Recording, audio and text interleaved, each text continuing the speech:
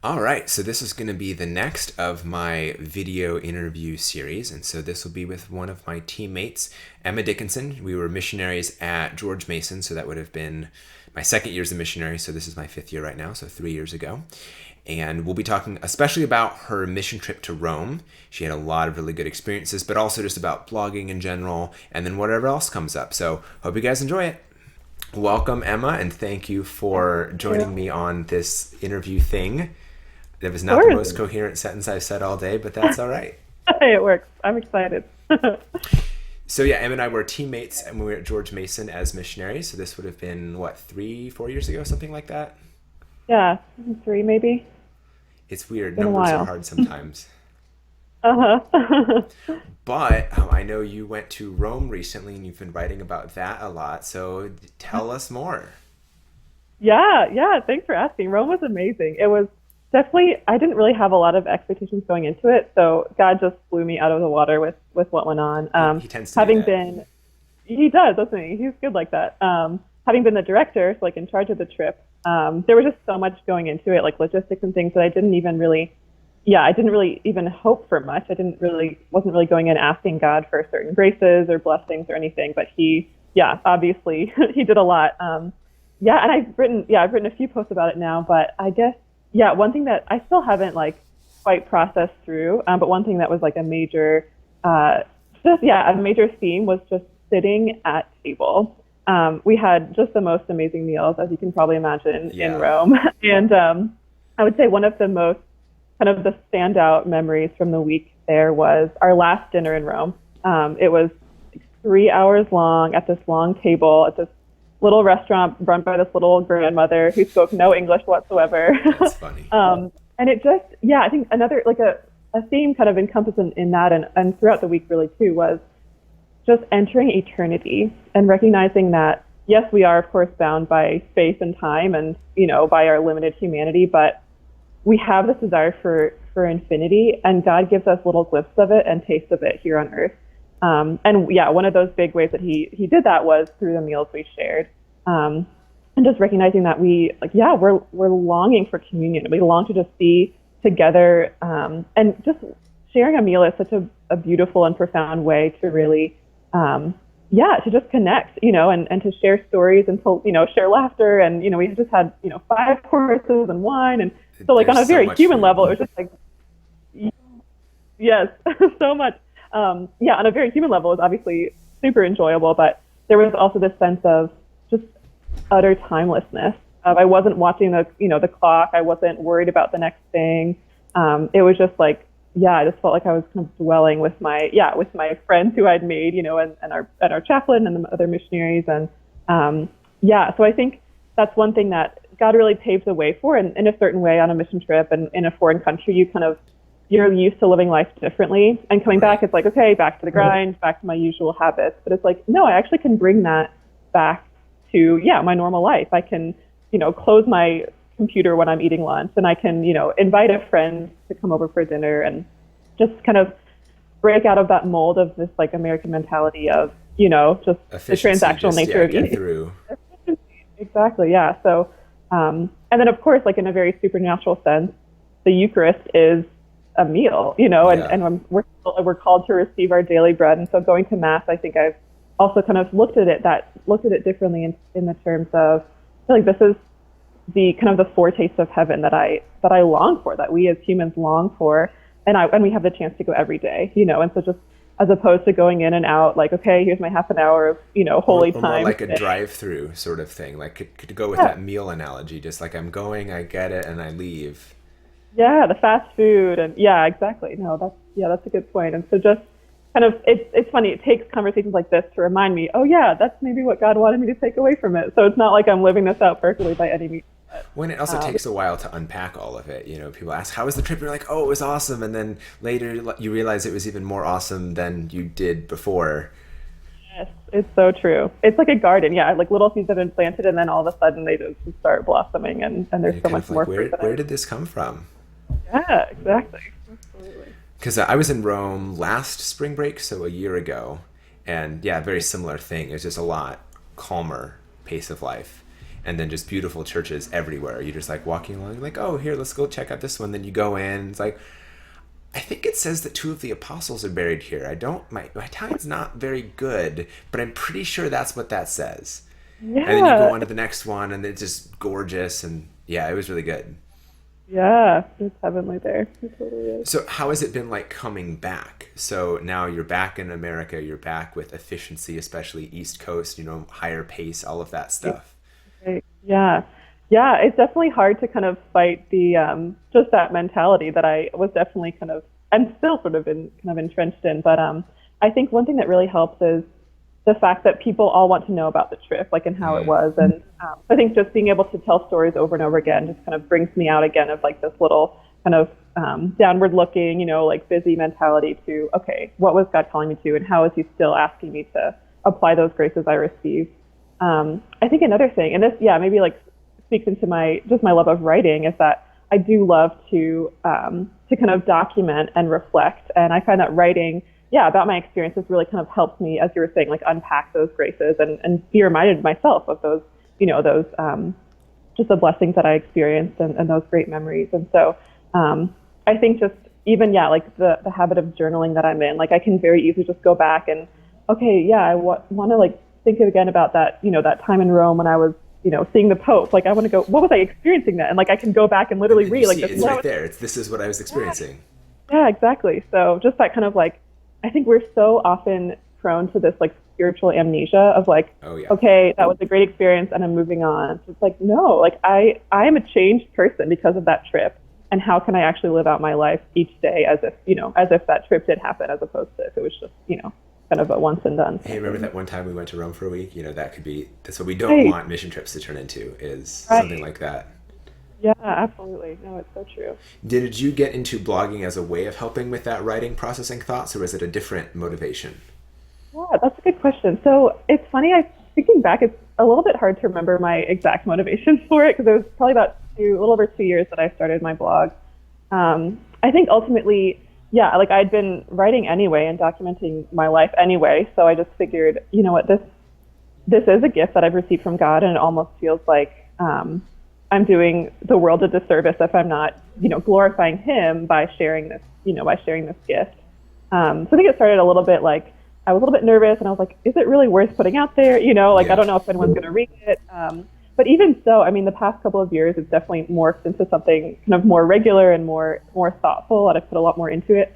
And even so, it's sort of the case where, again, I was saying before, like documenting just really helps me just make sense of life. And like kind of, I think it's hard to really define what my blog is about, really, because it just kind of is all over the place sometimes. But I think one theme throughout is kind of recognizing the profound in like the little things of life. Like I don't really write about anything that crazy. I don't have like crazy stories to share or anything like that. Yeah, that profound really, or wise to share. But I think it's just maybe my way of making sense of what God is doing, even in kind of these mysterious ways, and maybe helping, by way of that, like helping people to kind of put that way of life into practice. Like, how can I be looking for the ways that God is working, even if it doesn't seem that, that obvious or blatant that he is. So. Yeah, and just him in the everyday sort of thing. Yeah, absolutely. Yeah. So at 2 years in, what have been some of the biggest challenges as you've been doing that? Because at a certain point, your motivation wears off and you're like, why did I do this? And all of that. Yeah.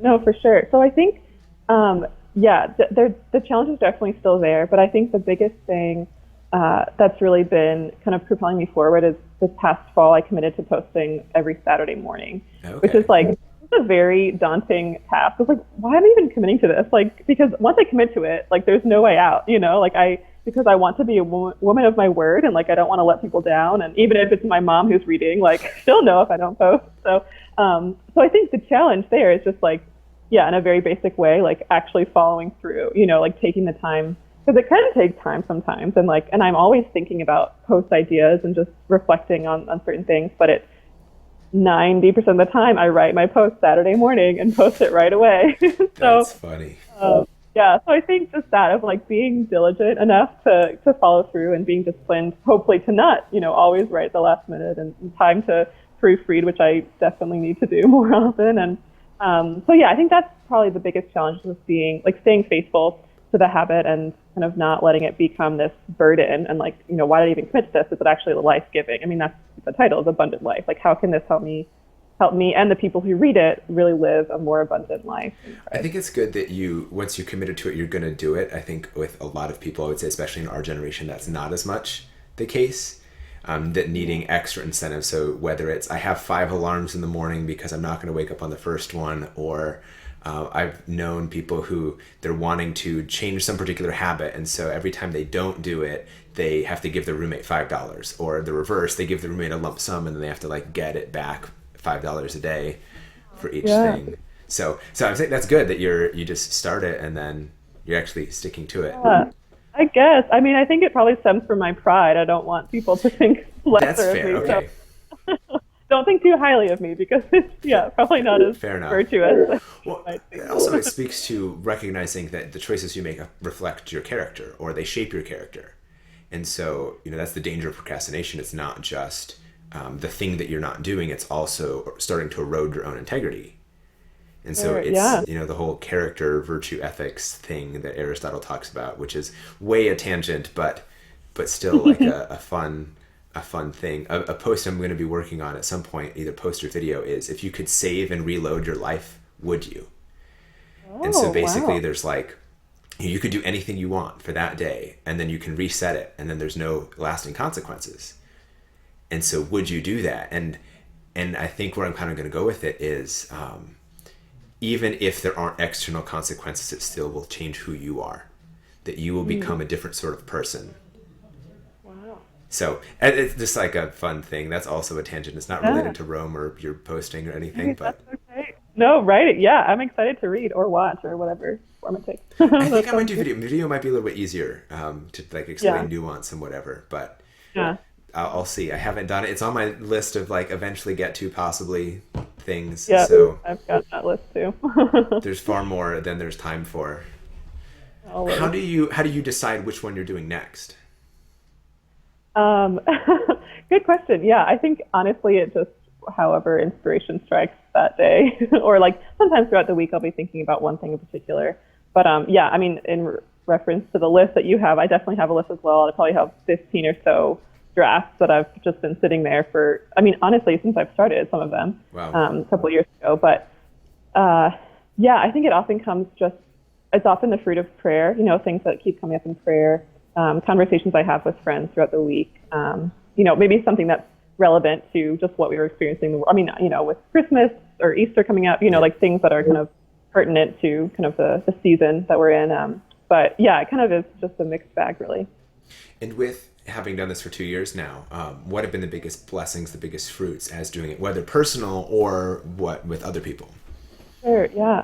I think one of the biggest surprises really and blessings has been just the way that I've reconnected or connected with people who, people I haven't talked to for years have kind of resurfaced because they found my blog and commented or, reached out to me personally to thank me for it or talk more about what I wrote. So I think that just kind of that sense in which I think social media so often becomes, for me at least, like this very kind of impersonal, just like very surface level experience, whereas the blog has really been a chance for me to actually connect on a very personal level with people. So that's been a real blessing and very refreshing too, I think.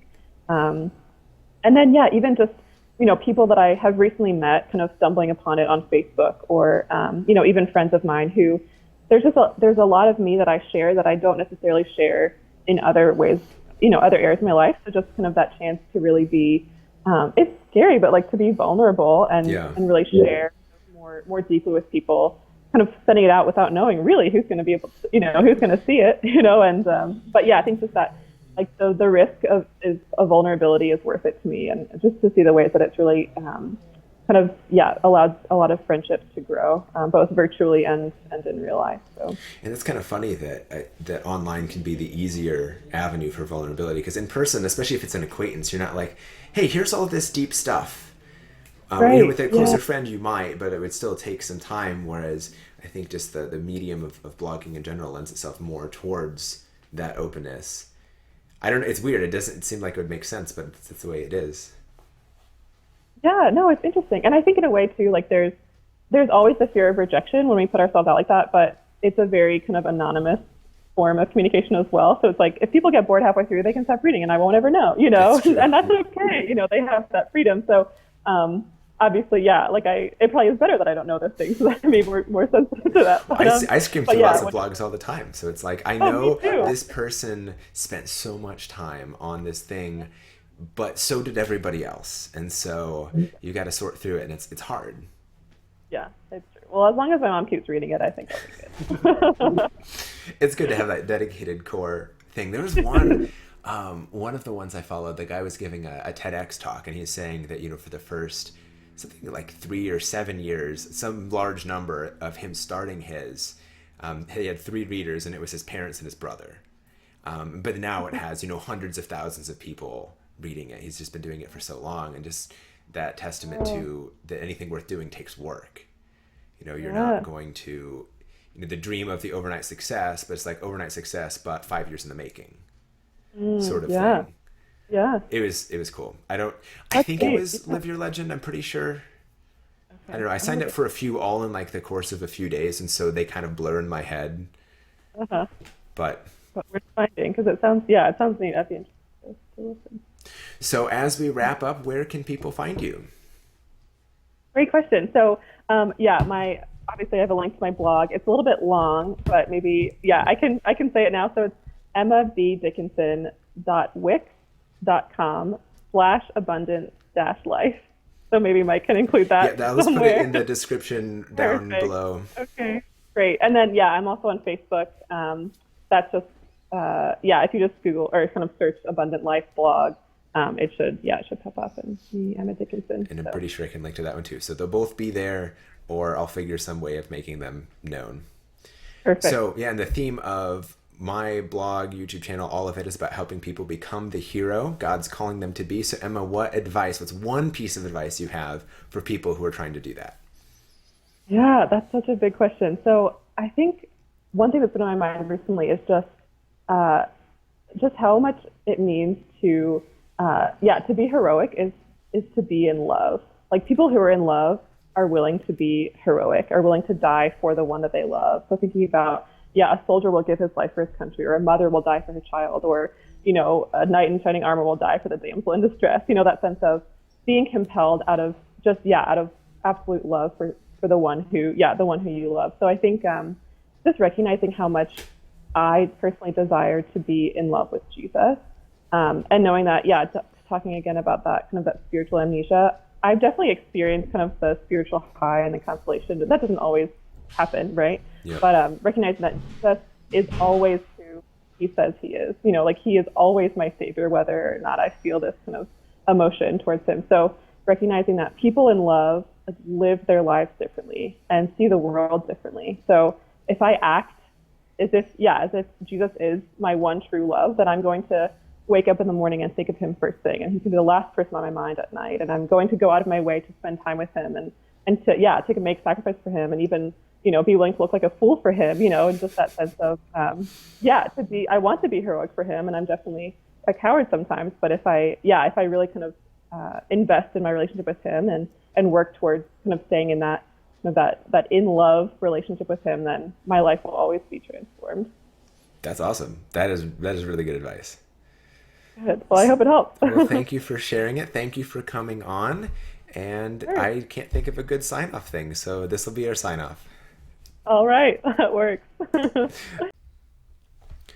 thank you guys for watching. And as Emma said, the blog and YouTube channel, that's not it. All right. Well, thank you guys for watching. And as Emma mentioned, her website and Facebook page are going to be in the description. I highly recommend you check out her stuff. I really liked her post on life in the slow lane, about just purposely slowing down the pace of life. And she even wrote this before going to Rome. So I'm thinking that with her experiences in Rome with the slower meals, that she's had even more of this. So